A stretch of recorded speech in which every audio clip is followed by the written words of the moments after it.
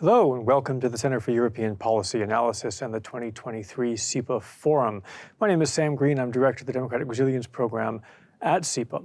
The theme of this year's forum is winning the war, winning the peace, and it's that second front that brings me today to St. Louis, here to the headquarters of Bayer in St. Louis, and to today's conversation with Rodrigo Santos. Trained as an agricultural engineer in Brazil, Rodrigo has worked in Latin America, Africa, Europe, North America, and now globally is chief executive of Bayer Crop Science, and joins me today for this conversation about the future of Ukrainian agriculture, global food security, and the role of the international private sector in winning the peace. Thank you, Rodrigo, for being both our host and our guest today here in St. Louis. Well, thank you, Sam, for visiting us here to have this important conversation. Especially on this site, we do a lot of the innovation and science that we apply for the farmers in Ukraine and globally coming out of here. So it's a great opportunity to talk a little bit about that. Well, so let's get into it. I think a lot of us have this idea on the tip of our tongue of Ukraine as a breadbasket of Europe, of the world to a certain extent. But I'm not sure that we all understand exactly, what that means. Can you enlighten us a little bit about, the role that Ukraine plays in the global food system and why it's so important to get Ukrainian agriculture and agricultural exports up and running again as quickly and efficiently as possible? No, before I share some of the numbers on that one, that I think will enlighten the importance of Ukraine. I had the opportunity to be in Ukraine visiting farmers many times, and the power of that sector, because of the soils and the technologies the farmers apply and how they are really driven by technology is so relevant. But before the numbers, I was recently visiting Africa. So I was in Africa, and if you think about the importance or the impact of the war, is when you visit Africa or Middle East. Mm-hmm. Why is that? Because in Ukraine, Ukraine is responsible for 15 to 20% of the global corn exports, and from 10 to 15% of the global wheat exports, especially for those markets. So that's the relevance. The food system is all interconnected. Yeah. When we have an impact like that, it's not an impact only in Ukraine or Middle East of Europe, but also in Africa and Middle East. So that's the relevance of that area. Mm-hmm. You mentioned the Ukrainian farms that you've visited. Now, we've all seen the pictures since this war began over the last 18 months of the damage done to Ukrainian farms by the Russian invasion, of the damage done to grain silos, export infrastructure. We see and we read about the blockade of export routes in the Black Sea. What's your assessment of the scale of the damage that this war has done, and I guess then the scale of the task for reconstruction and recovery? It's a huge damage. It's really an aggression that is impacting the farmers, impacting the entire society, but even also outside of Ukraine, right, as we were talking. I initially thought that the biggest impact would be on the first year, but we are seeing even a bigger impact this year, on the second year of the war. Because of the impositions of stopping the exports or the Black Sea agreements not being clearly all the time, you have an impact of that one. And that also led to the farmers in Ukraine having a big impact on profitability, especially because of logistics. The main impact for them today, by far, is logistics. They cannot export to other ways on a higher cost they have. And this is a little bit like led to a reduction on corn area by almost 30-40% because of that. And this is a huge impact.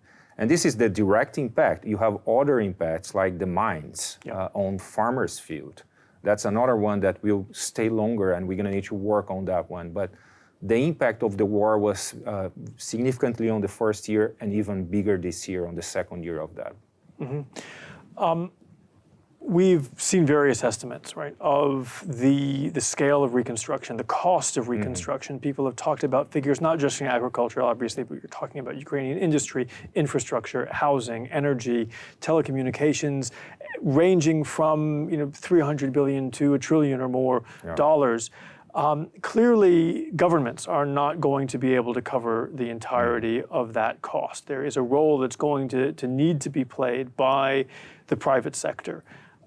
From your perspective, as somebody who has been invested and has been working with Ukraine, is currently still looking at Ukraine, what's the appropriate role for the private sector to play in this? That's a great question, Sam, and fair to say that the private sector will need to play a bigger role there as well. The government by itself, and I think this is the case that we're going to need the government, we're going to need the NGOs, we're going to need the private sector to play. We will do our side. So I'll give an example that recently we just announced a big investment in Ukraine on our production site. It's a 60 million euros that we're going to invest in Ukraine to make the market and to develop the sector there as well, to regain that, the leadership that we used to have there. Mm-hmm. And we need to have this country running agriculture as it should be.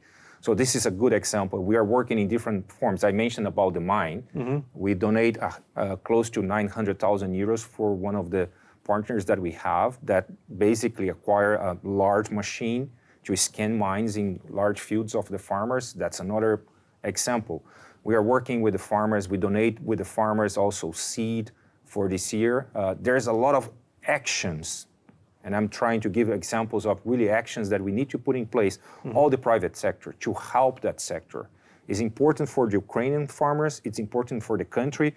14% of the population is involved in agriculture, but 40% of the exports of that country is coming from agriculture. So for the economy, it's extremely relevant. So I feel that the private sector with clear actions will need to help and to make a step on that direction. Mm-hmm. I mean, it's really astounding that there is work that is being done now, even as the fighting continues. Obviously, there's going to be a lot more work that needs to be done down the road. There are conversations happening on a very regular basis involving governments, the private sector, international financial institutions, civil society, both in Ukraine and globally. Are you satisfied that governments, particularly Western governments, are doing what they need to and understand what they need to do to unlock the potential of larger investment from the private sector going forward? I had the opportunity to meet the Minister of Agriculture from Ukraine in Berlin, and we had a long conversation about how this, what your question is about, right? What is needed and the impact, like the logistics impact, a good example of that. That was a great debate that we had. I would say that we're going to need to do more. That would be my summary. I feel that, first of all, you mentioned something on your question that I want to highlight.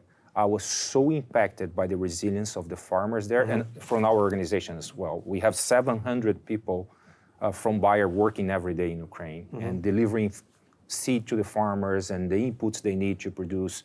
The resilience of that country is amazing, and the resilience of the farmers and our employees working with them every day is something quite unique. I was in call with them, then suddenly they need to drop the call, they need to leave from the call. It was amazing to see that. But that's just the beginning. We're going to need to do more.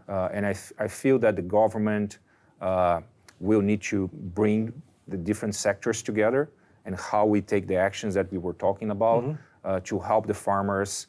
And I'm talking more about that one. As you said, there is all the other sectors, but this is such an important sector for the country.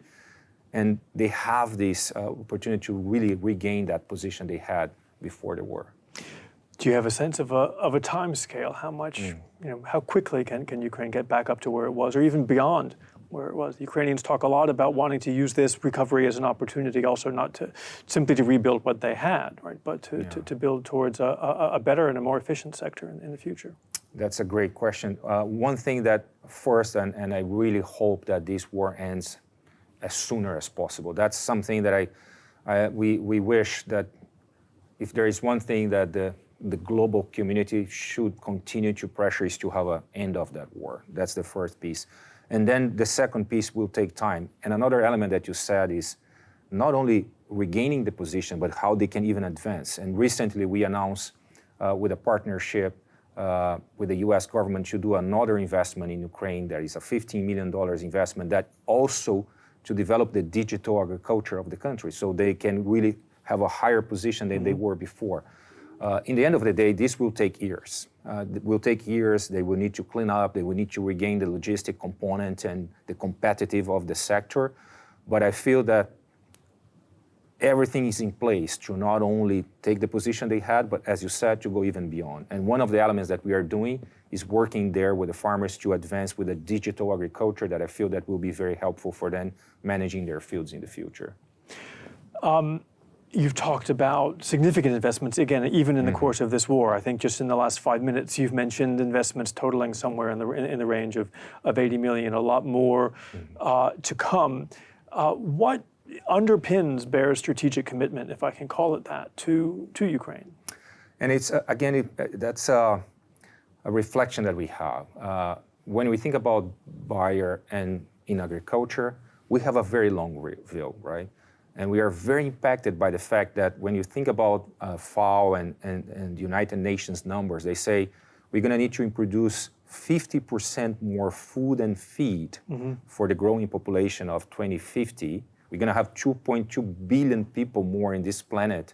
And we're going to need to produce, again, 50% more food and feed that is produced today with less land. Yep. And we need to do that in a sustainable way. And this is why we need to advance on regenerative agriculture. And we need that sector to be receiving investment and to power the investment in terms of innovation and technology. And that's why when you think about the amount that we challenge, and as we said, the food system is global connected. And we realize with the war that it's fragile. And we need every player to play an important role of this major equation. In the end of the day, our vision is that agriculture is not only part of the solution for this food production that I mentioned, but also for climate change. And that's why Ukraine, as an important player of that sector, needs to regain that position they had before the war. So the world doesn't eat without Ukraine. The world doesn't tackle climate change without Ukraine. Any company that wants to be, is what I hear you saying, any company that wants to be a part of the solution to those and other challenges needs to be looking seriously at Ukrainian reconstruction and recovery. And Sam, I cannot emphasize more what you said. And recently, when I'm visiting the small farmer in Africa, and I'm traveling in the countryside of Kenya. And this is when you take the conversation about food security so seriously, right? And it's important that any government official that is sitting in different places, they are aware that the food system is a global food system that impacts Africa and Asia and Latin America, where I'm coming from, not only the Northern Hemisphere, right? So that's why the Black Sea Agreement needs to be in place. We need to allow farmers to export the grain outside of Ukraine. We need to help them to do that. So we need them. And not we need, but the farmers and the people of Africa and Middle East. So that's the relevance of Ukraine. This is the conversation we're going to keep having over the weeks, months, and as you said, years to come. Thank you very much for your insight and the opportunity to get that conversation started with you today here at Bayer headquarters in St. Louis. Thank you also to all of you for tuning into this conversation as part of the 2023 CEPA Forum, Winning the War, Winning the Peace. Please do click over to cepa.org for the full CEPA Forum agenda, for forthcoming speakers and an archive of previous conversations. And follow us, of course, on social media with the hashtag CEPA Forum for up-to-date information on events and analysis. I've been Sam Greene with Rodrigo Santos here at Bayer in St. Louis. Until next time, thank you and good luck.